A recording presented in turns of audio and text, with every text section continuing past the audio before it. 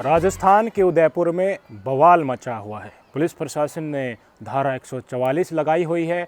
लोगों को रोकने के लिए इंटरनेट को 24 घंटे के लिए सस्पेंड कर दिया गया है। मसला क्या था? कल उदयपुर के एक राजकीय स्कूल में दो छात्रों में 10वीं के दो छात्र, जिनकी दोनों की उम्र लगभग 15 साल थी, बीच में झड़प होती है। झड़प के बाद विवाद इतना बढ़ गया कि एक छात्र ने दूसरे छात्र को चाकुओं से गोद दिया। हालत बहुत गंभीर हो गई। नाबालिग आरोपी छात्र मौके से फरार हो गया। पुलिस की तफ्तीश जारी है। जब इस घटनाक्रम का पता चला, जो पीड़ित छात्र था जिसको चाकुओं से गोदा गया था वो हिंदू समुदाय से था, और जो आरोपी छात्र 15 साल का वो मुस्लिम समुदाय से था। पीड़ित छात्र देवराज, जिसका नाम है, उसका अस्पताल में भर्ती कराया गया। ये खबर फैली तो हिंदू संगठन के लोग बड़ी संख्या में अस्पताल के बाहर केंद्रित हो गए, नारेबाजी करने लगे। नारेबाजी के साथ साथ और लोगों को भी बुलाया गया और शहर में निकल गए। वाहनों में आग लगा दी, जमकर तोड़फोड़ की, प्रशासन के खिलाफ नारेबाजी की। कुछ तस्वीरें मैं आपको दिखाना चाहता हूं कि हिंदू संगठन के लोगों ने इस घटनाक्रम को पुरजोर तरीके से हिंदू वर्सेस मुसलमान बता दिया। उस पूरी कम्युनिटी को ये दिखाने की कोशिश की गई, हाँ चाकू मारा है तो इनकी शिक्षाओं में ही है, ये कितने क्रूर हैं और हिंदुओं को चाकू गोदने के लायक ही समझते हैं। ये दिखाने की कोशिश की गई। तस्वीर आप सबके सामने।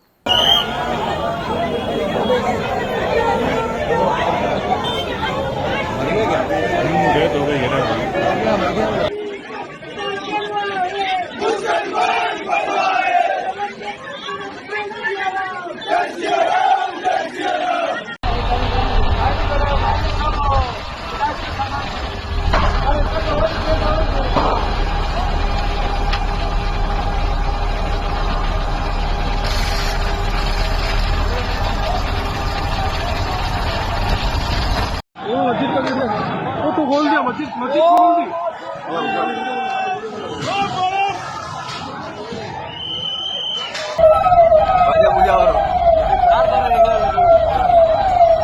स्कूटी पड़ी होटे हैं। अरे वाह, स्कूटी।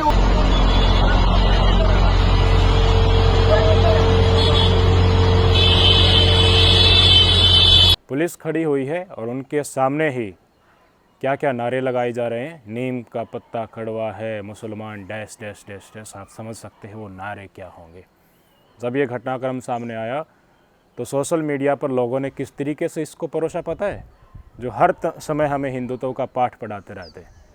कन्हैया लाल जैसे ही घटना उत्तर राजस्थान के उदयपुर में रिपीट हो गई है। तुरंत कन्हैया लाल घटना से जोड़ दिया। 15 साल का नाबालिग लड़का, क्या आप उसको ये कह सकते हैं कि कन्हैया लाल का हत्याकांड जिस अंदाज में अंजाम दिया गया था उसी सुनियोजित तरीके से ये घटनाक्रम में अंजाम दिया गया है?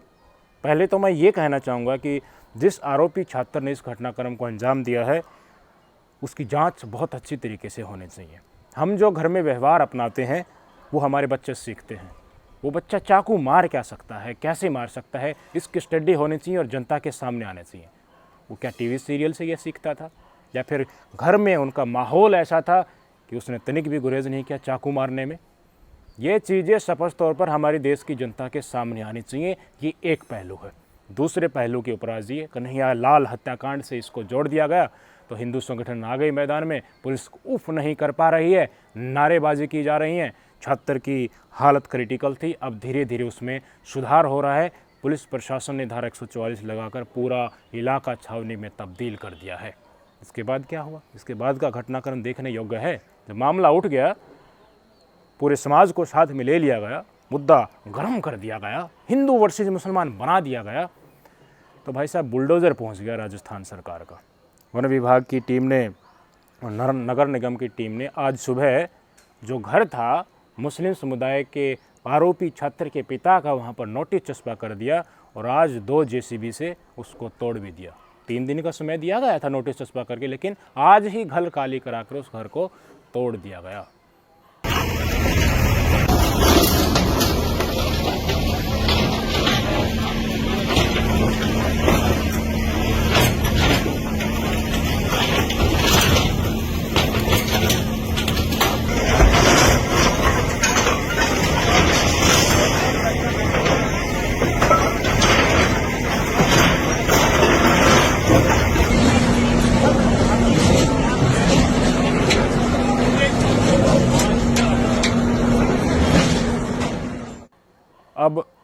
पीढ़ी यहाँ भी उलझ गई।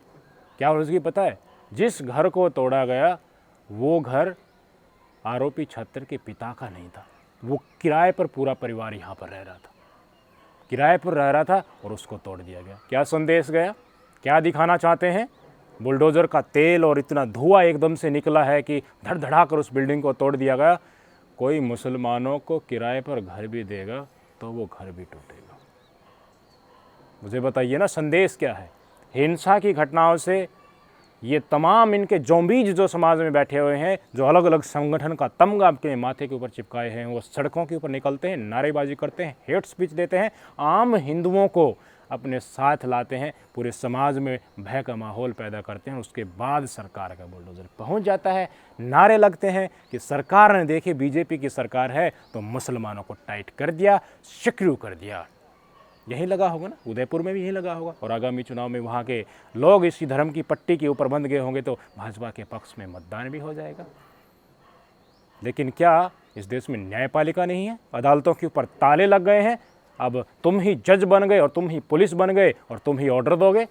आरोपी है तो उनके पिता ने घर बनाया है तो उसकी जांच कीजिए, आरोपी और उनके परिवार वालों की भी जांच कीजिए, दोषी है उसको सजा दीजिए और सबको बताइए कि ऐसी घटनाएं क्यों हुई हैं, किसके कारण हुई है, बच्चों में ये मानसिक चीज़ इस तरह की पनप रही है, ये किसी और में ना फैले, इसे सार्वजनिक कीजिए। लेकिन नहीं, नफ़रत को जो निकल कर कोई घटनाक्रम आ रही है उससे जोड़कर इनको परमानेंट करना है, बुलडोज़र चलाना है, सारे हिंदू समुदाय को डराना है, जनरलाइज करना है कि सारे मुसलमान तो ऐसे ही हैं और मुसलमानों के बच्चे भी ऐसे। देखिए ये नॉन वेज खाते हैं और इनके अंदर इतनी क्रूरता होती है, बच्चे हैं होते हैं, उसी समय पर इनको बकरी काटने की ट्रेनिंग दे दी जाती है, चाकू से हिंदू समुदाय के लड़के को गोद दिया।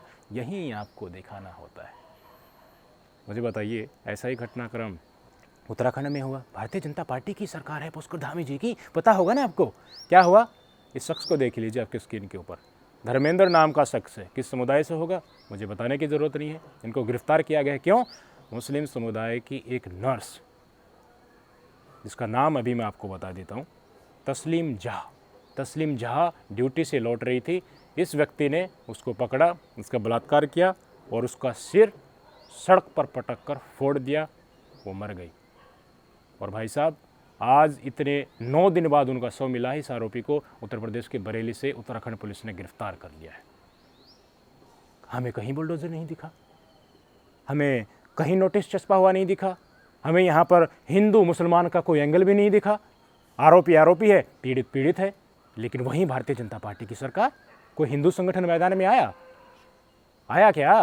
किसी ने बयानबाजी की, किसी अतीत के कनेक्शन यहाँ से जोड़ करके दिखाए गए, तांडव हुआ मुसलमानों के समय, मुसलमानों के संगठन समाज में आकर पुलिस के आगे कुछ बयानबाजी देते हुए मिले। कानून के ऊपर विश्वास कर रहे हैं ना वो लोग।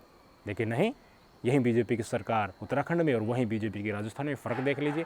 वहाँ का बुलडोज़र धड़ाक से बिल्डिंग को गिरा रहा है और यहाँ बुलडोज़र का नामो निशान भी नहीं है। यही होता है फ़र्क और यही होता है प्रोपेगेंडा और यही होता है इन हिंदू संगठनों के जरिए भारतीय जनता पार्टी को, हिंदुओं को डरा करके अपना वोट बैंक साधना। आपको जानबूझ करके आपको इस नफ़रत की पोटली में वो बांध कर रख रहे हैं और आगे भी इसकी कोशिशें करते रहेंगे अगर इसके नाम पर आप वोट देते रहेंगे। आप अन्याय के खिलाफ आवाज़ उठाइए, बेशक से उठाइए। अगर इसमें आपको लग रहा है कि कुछ 15 साल के छात्र में कुछ मानसिक तौर पर उनके घर से उसने कुछ सीखा है, उस चीज़ों को भी आप सार्वजनिक कीजिए, इससे मनाही नहीं की जा सकती। लेकिन सारे समाज को साथ ला करके हिंदू मुस्लिम एंगल एक छात्र में बना करके आप हिंदू समाज को डरा करके उसी समय पर आपका बुलडोज़र आ रहा है, तो इस संदेश स्पष्ट है, इससे आप राजनीति कर रहे हैं। आप लोगों की मौत के ऊपर वोट बटोरना चाहते हैं।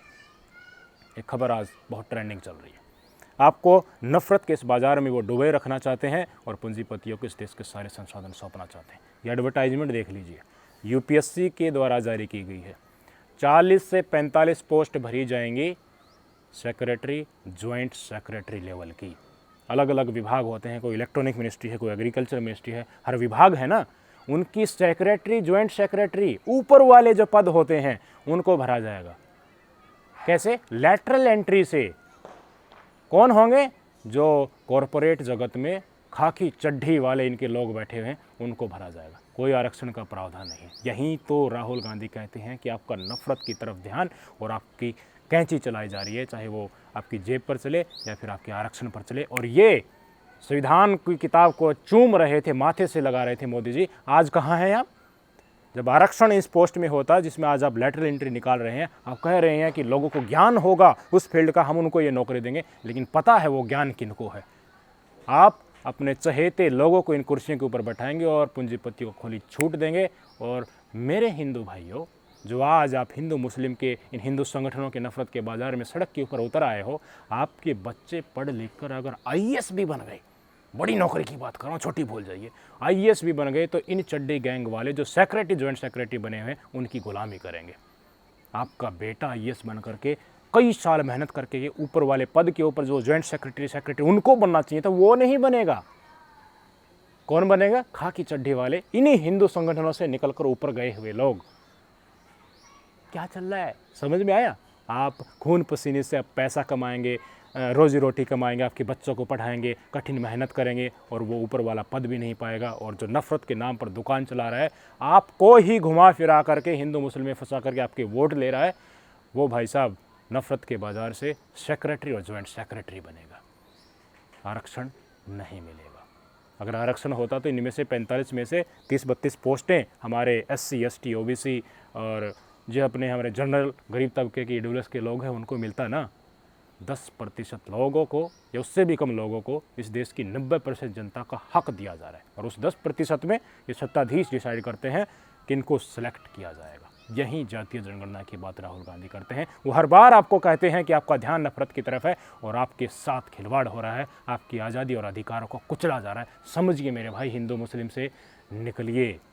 जिनकी क्वालिफिकेशन और करैक्टरिस्टिक्स और इनकी खास बात और विशेषता है, जिनकी नफरत फैलाना है, लाशों के ऊपर राजनीति करना है, खून खराबा करना है, वो ज्वाइंट सेक्रेटरी बनकर बड़ी बड़ी मिनिस्ट्री में बैठेंगे और आपके बच्चे नौकरी कर करके उन्हीं चड्ढी गैंग की गुलामी करेंगे। क्या चल रहा है इस देश में, समझने की कोशिश कीजिए। नफरत से बाहर निकलिए, मुद्दों के ऊपर आइए, अपने संवैधानिक और लोकतांत्रिक हकों की सुरक्षा कीजिए, जागरूक बनिए, वीडियो को शेयर कीजिए और इस वोट की ताकत का इस्तेमाल जब आप करें सोच समझ कर कीजिए। नमस्कार।